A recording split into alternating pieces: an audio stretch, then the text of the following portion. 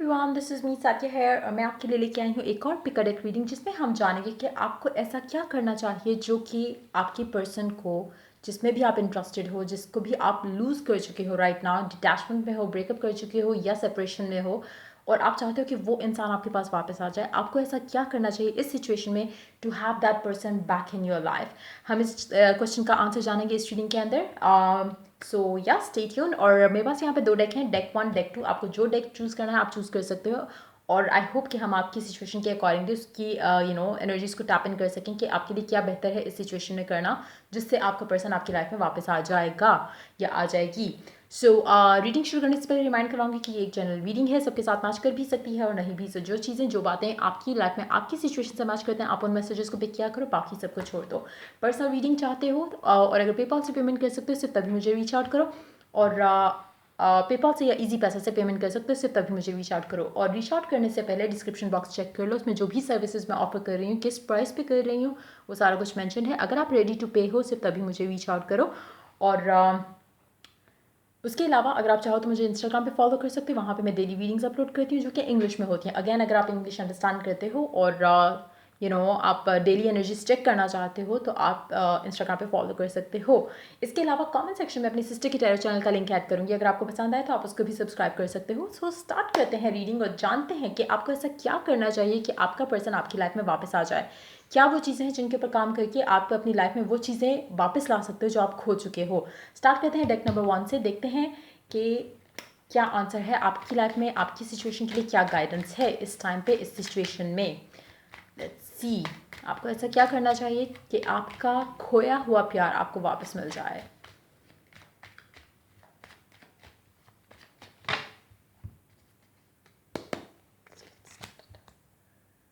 Page of pentacles, king of pentacles, 5 of cups, 4 of wands,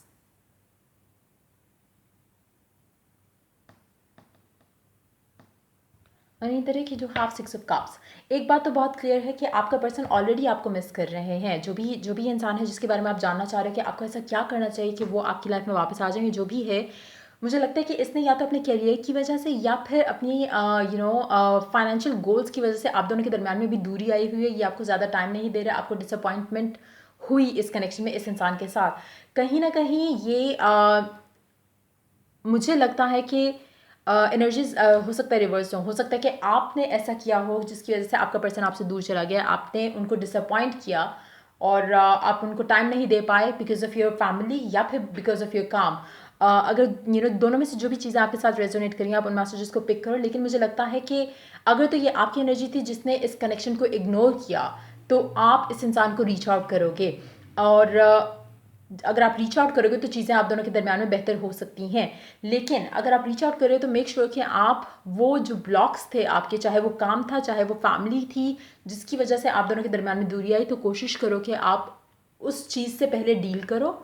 और अगर आप इस मेंटल स्टेट ऑफ बीइंग में हो जहाँ पे आप इस कनेक्शन को लेकर आगे अब चल सकते हो, अब आपको कोई चीज़, ना तो आपका काम ना ही आपको फैमिली का प्रेशर रोक सकता है। अगर आपको लगता है कि आप पहले फाइनेंशियली इंडिपेंडेंट नहीं थे, इसलिए आपने अपनी फैमिली के दबाव में आके कोई डिसीजन लिया और इस इंसान को छोड़ दिया, उसको डिसअपॉइंट किया, तो आप अब अगर उसको रीच आउट करोगे तो आप आपके और आपके पर्सन के दरमियान में जो दूरी है वो ख़त्म हो जाएगी। क्योंकि दोनों एक दूसरे को मिस कर रहे हो फॉर श्योर। लेकिन मुझे लगता है कि कहीं ना कहीं अगर अगर आपने अपने पर्सन को अपने काम की वजह से इग्नोर किया, या आपने अपने काम को चूज़ किया या अपनी फैमिली को चूज़ किया आपके पर्सन के ऊपर, तो कहीं ना कहीं आपको थोड़ा खौफ है कि अगर आप इनको रीच आउट करोगे तो पता नहीं ये आपसे बात करेंगे या नहीं करेंगे।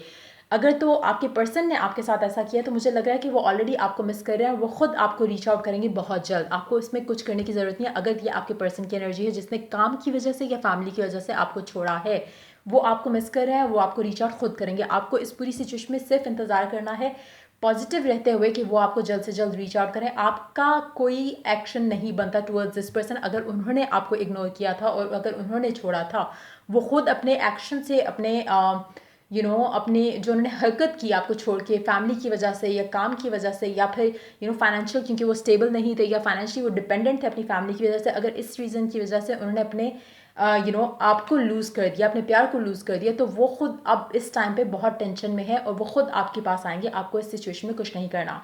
सो ये थी आपकी रीडिंग। अगर आपके साथ मैच की हो, पसंद आई हो, तो लाइक शेयर सब्सक्राइब जरूर करो। अगर आपको पर्सनल रीडिंग चाहिए, पेपॉल से या ईजी पैसे से पेमेंट कर सकते हो, सिर्फ तभी मुझे रीच आउट करो। So that's pretty much it for the people जिन्होंने डेक 1 चूज़ किया। अब स्टार्ट करते हैं डेक 2 वाले लोगों के लिए रीडिंग। देखते हैं कि आपका पर्सन आपको ऐसा क्या करना चाहिए कि आपका पर्सन आपकी लाइफ में वापस आ जाए और आपकी रिकन्सिलिएशन हो जाए और आपका पैचअप हो जाए। ऐसा क्या कर सकते हो आप इस सिचुएशन में, जो भी दूरी है वो ख़त्म हो जाए और आप दोनों एक दूसरे के पास वापस आ जाओ। The world,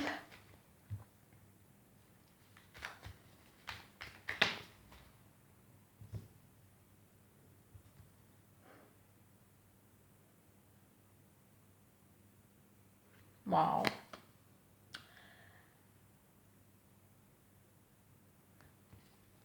the world, 4 of wands, 10 of cups और justice. And the deck you have page of pentacles. आपको कोई एक्शन लेने की ज़रूरत नहीं है। सेम एनर्जीज हैं जो फर्स्ट डेक के लिए भी थी। अगर स्पेशली मतलब फर्स्ट डेक में तो एक सिचुएशन और थी, लेकिन इस तरह की सिचुएशन में जहाँ पे मुझे नहीं लग रहा कि कोई भी कोई मैसेज ऐसा नहीं है जिसमें मैं सोचूं कि शायद आपकी एनर्जी है या आपके पर्सन की एनर्जी है। आपको इस पूरी सिचुएशन में कुछ नहीं करना। आपको एक चीज़ करनी है, सिर्फ आपकी और आपके पर्सन के दरमियान में जो भी दूरी है, जो भी मसले मसाइल थे, वो ख़त्म होने वाले हैं ऑटोमेटिकली। आपको कुछ नहीं करना। मुझे लगता है कि कुछ लोगों के लिए अगर तो ब्लैक मैजिक का इन्फ्लुएंस था, वो ऑटोमेटिकली उसका टाइम स्पैन जो है वो ख़त्म हो रहा है और उसके बाद आप दोनों वापस आ रहे हो।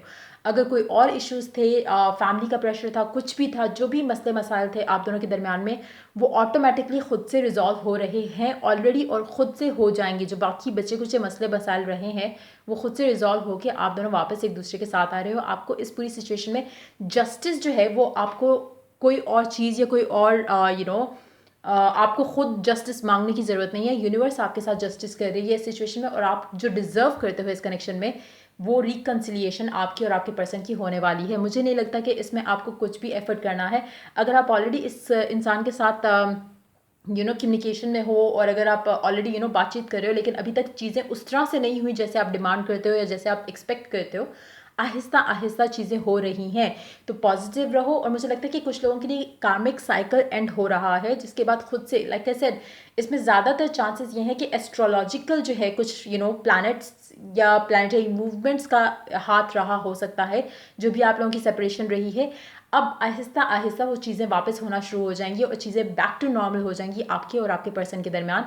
जो भी मसले मसाइल थे वो ऑटोमेटिकली खुद ही रिमूव हो रहे हैं। बहुत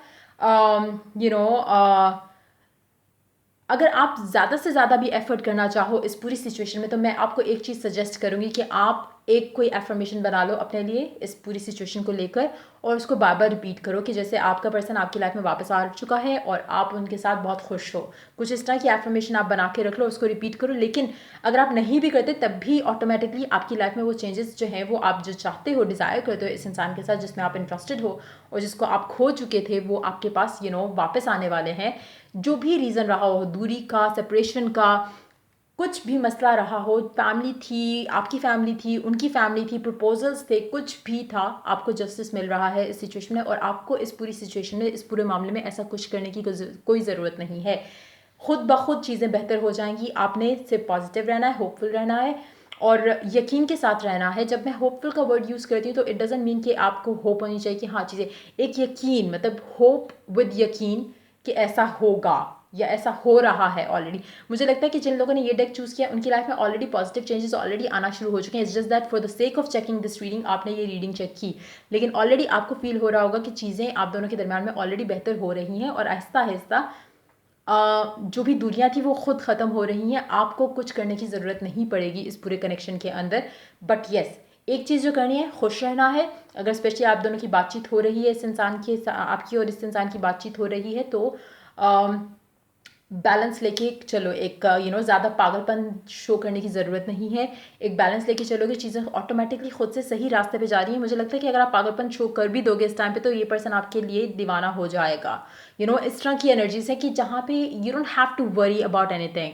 आप चाहे ऐसा लग रहा है कि जैसे आपका गलत काम भी सही हो जाएगा। इस तरह की एनर्जीज, इस तरह की पॉजिटिविटी है इस कनेक्शन को आगे आने वाले टाइम के अंदर बहुत नियर फ्यूचर में आई वुड से कि चीज़ें आप दोनों के दरमियान में बहुत अच्छे से फिक्स हो जाएंगी कि सारे वंडर करेंगे कि ये तो एक तरह से ख़त्म हो चुका था, ये कैसे पैचअप हो गया है, कैसे मतलब एक मिरेक्युलस एक एनर्जी मुझे दिख रही है इस कनेक्शन के अंदर जो आने वाला है बहुत जल्द। सो आपको बेसिकली कुछ नहीं करना। हाँ, अगर आप चाहो तो आप एक स्क्रिप्ट लिख के रख सकते हो अपने फ्यूचर के लिए जो आप चाहते हो इस इंसान के साथ। उसके अलावा एफर्मेशन एक आप चूज़ करके रख सकते हो जिससे एग्जैक्टली वो होगा जो आप चाहते हो इस कनेक्शन में इस इंसान के साथ। सो ये थी आपकी रीडिंग। अगर आपको पसंद आई हो, अगर आपके साथ मैच की हो तो लाइक शेयर और सब्सक्राइब जरूर करो। अगर आपको मेरी असिस्टेंस चाहिए किसी भी चीज़ के अंदर या रीडिंग चाहिए पर्सनल तो आप मुझे पेपॉल से, अगर ईजी पैसा से या पेपॉल से पेमेंट कर सकते हो सिर्फ तभी मुझे रीच आउट करो।